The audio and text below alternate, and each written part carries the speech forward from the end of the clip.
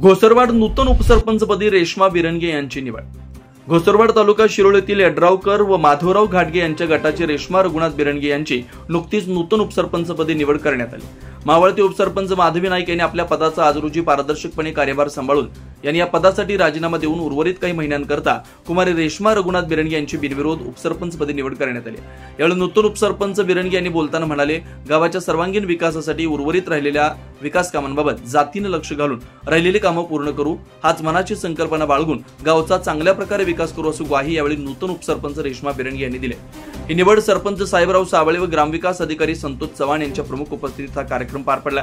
यावेळी ग्रामपंचायत सदस्य उत्तरा शिंदे सरकार, माजी सरपंच मयूर खोत, सुनील अखिवाटे, बाबूराव पवार, सुनील लगड, ज्येष्ठ सामाजिक कार्यकर्ते आप्पा कांबळे, खंडू भोरे व सुकाणू समितीचे सदस्य धनपाल जुगळे सर, ॲडव्होकेट मोहनराव जाधव, अण्णाप्पा हेरवाडे आदी मान्यवरांच्या सह ग्रामपंचायत सर्व सदस्य आणि कर्मचारी वर्ग आणि ग्रामस्थ बंधू भगिनी मोठ्या संख्येने उपस्थित होते। शिवार न्यूज साठी बाळासू कोकणी, घोसरवाड।